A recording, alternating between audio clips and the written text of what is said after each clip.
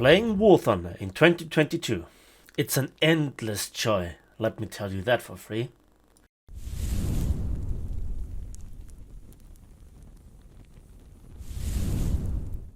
Hello there, and welcome back to War Thunder. Now, isn't she a beauty?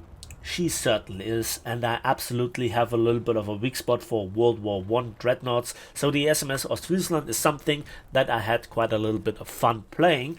However, as the sister ship to the SMS Helgoland, she is not the top hard hitter compared to the Haruna, which was a previous event reboot. In the ongoing crafting event Overpowered, you are obviously there together with a plane and a tank, but I have chosen this one as my first to assemble. And I also want to talk you through what my expectations for the marketplace are later, and this also then addresses the non-regular viewers of my channel that just come here to check out what the purpose of the ship is. Now please relax, take the beverage of your choice, and let's have a discussion for roughly the next 10 minutes if the ship is worth it to assemble, and if so, if it is a keeper or a seller. Again, I cannot tell you anything about the plane or the tank because I simply have not played them, which I try to get to later that week. So this ship has not a lot of speed. This ship has decent armor. This ship has decent firepower. The only problem is here in the background, as you can see, two things. The bot Helenas, which are stupidly tanky regardless with what you shoot them with, and also that HE is broken. And this is further complicated by this ship having missing armor plates. I don't know if they are missing in the X-ray or in the armor view because they are not there, or because it's some sort of armor plating type that is not displayed. It doesn't really matter. However, let's start with the armor, and as we can see, the icebreaker is nice, 170 to 120 millimeter thickness. Main armor belt is 300 and the upper belt is 170. Barbettes and turret faces are also 300 millimeters thick. That's nice. On the side it's a bit thinner at places. However, as you can see here, there is no upper deck armor. We go right to the magazine deck, which is not thick enough. And there where there are the cavities for the secondaries, as you can see, there's also no armor plating at places. And it goes right on the coal bunker. That's the issue with the armor. I'm not here displaying this. You can also look at the sister ship in the tech tree, the SMS Helgoland. It has very similar armor and armament. So that also is a little bit of a hint if this is really unique and awesome or not. And this is a bit of a problem because sometimes an HE freak shell from a 5 or 6 inch round goes through the scab and ignites just the ammunition at the right moment in the right place, and you go fully berserk then. Versus normal cruiser fire with AP, your armor is sturdy enough and you can take them down when there are normal cruisers. But I just don't face Italian or German cruisers in that amount like I face Helenas. 80% of my opponents, regardless of the battle rating, are Helenas. And there are bots, and they are stupidly tanky. They are played by players with the tag, but a bot program is running. Again, this is a little bit of frustration for me, and this is also why I would not recommend the ship at the moment, together with its flawed armor and the HE shells, on top of the missing armor plating, also overperforming. It's not just this ship that currently suffers from this, and I hope that at some point in the far future Gaijin addresses this. So we have looked at the armor. Let's have a look at the speed. As I said, 39 kilometers per hour is not really amazing. It doesn't get you to places as quickly as with the Alaska, Haruna, Congo or Hood or other sort of fast battleships, battle cruisers like the Kronstadt. You are there to take it. And 39 kilometers per hour is when you're fully upgraded, because this is not a premium but a reward ship, so you get it stock. And when your funnels get shot, you lose about 25% or even more of your current speed, even without your armor being breached. That means you are not dodging anything, and you're not out accelerating or angling incoming salvos anytime soon, like this might be possible at range with other ships. You have certainly the armor when you're angled to, in theory, take it. In practice, as we saw with the armor gaps, it's just not the case. So the speed is therefore a little bit of an additional problem. What about the firepower? The firepower is great because you have 12-inch or 305mm guns, right? Yes, and you have 6 twin turrets. Just like with some of the American battleships, this looks impressive, like with the USS Wyoming. But in comparison to the Wyoming, you have a hexagonal layout with no super firing turrets. That means your maximum broadside are 8 guns. However, the disadvantage to the Wyoming is offset by the fact that you do not have 30 but 20-second reload, and you also have arguably better ammunition. Let's talk about this.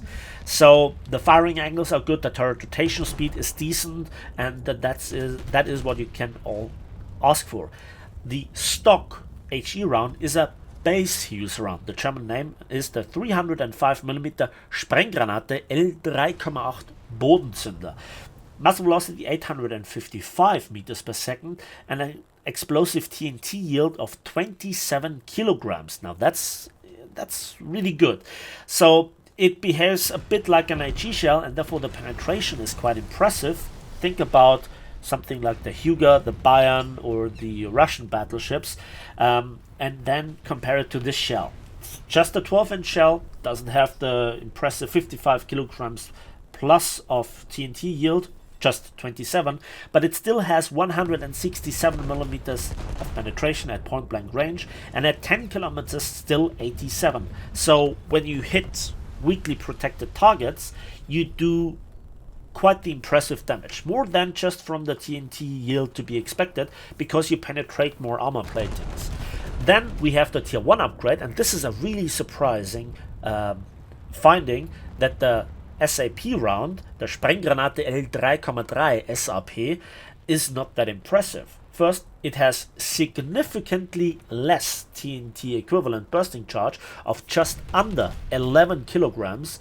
The penetration power is really high with 481 millimeters at point blank range, and at 10 kilometers still 252. That ain't bad, but it's just the damage effect that's not really that impressive. And the impressive finding is that it loses in every aspect to the AP round, which is just a little bit faster, has with 13.6 kilograms TNT equivalent bursting charge more, and more penetration power with 519 millimeters at point blank range, and at 10 kilometers 270. It's not that much more than the SAP round, but it is more. So there is no objective reason to take the SAP round. Even if you look at the fuse sensitivity or fuse delay, there is no difference. So the best mixture that I found was the base use HE and then the AP round. And as you can see, it does considerable damage. The secondaries are also nice, but they're not really blessed with amazing ammunition. It's just that you have them, and sadly very often they get knocked out. You repair them, they get knocked again. It drains your crew, it gives you extra fire hazard for the secondary magazine, etc. So I don't think that they're really worth it, but they give you a nice extra feel for the captain, as I would say. Now, what about the marketplace? Well, at the very moment, as of the recording, the finding is this, that it holds the price compared to the tank and to the plane, mostly because there is much less offer, and a lot of speculation goes into that there are more of the CCVL and the Jaguar E compared to the Ostfriesland, and at the moment it costs 53 Gaijin coins, whereas the others are just a Gaijin coin cheaper, and there are much less offers. So I think in the long run, because there are always some stupid whales with big pockets that need to be milked, this can be a real secret to in the long run to get higher in price faster than the tank and the plane, because more people speculate on the plane and the tank to be bought in the first place. Is this a good talisman candidate? To be honest, at the very moment, when you look into the German tech tree, the offers are not great. The Prinz Eugen as a heavy cruiser is disastrously bad, in my opinion, to put down Helenas to begin with. And the Karlsruhe is nice, but again has no chance versus a Helena. And the Ostfriesland, I don't know if she's worth the trouble. And to be honest, if you want to put a talisman on it, please wait for the 10 years anniversary sale. That's around the end of October, around Halloween, where then you get hopefully 50% discount on the Golden Eagle costs for a talisman. And that is it for me today when it comes to the ship.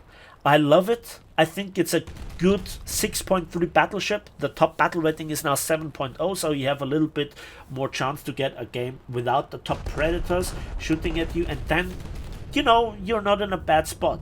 But the lack of armor platings in certain places, the stupidity of the Helena bot spam not being addressed by Gaijin doesn't give you the best of feelings. If you still love Naval Forces for its kind of therapeutical PvE feel, then be my guest. It's another bad ship. The 20-second reload is certainly a big benefit, even though you have only 8 guns. But you're not there to wait for eternity up until the point that your guns reload. The speed is awkward, and then there are torpedoes.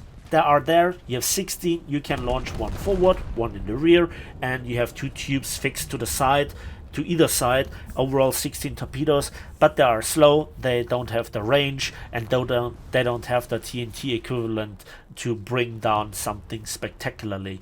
The Bayern has much better torpedoes in both aspects, or in all aspects, but you know, fixed tubes, only 2 awkward firing angles, they're not worth the trouble to really be taken into account, because I actually had the chance to fire them once, which was at the Alaska.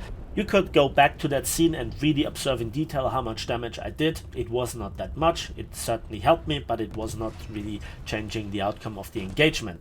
And that's it for me today. So at the end of the video, I want to ask you for your opinion, what you think about the ship, the event, and if it is worth it. And at the end, please give this video a like if it is, subscribe if you want to see more, and hit the bell. And for you, it's just a couple of clicks. For me, it means the world. And we will see each other on the battlefields, in the skies, and on the waves of War Thunder.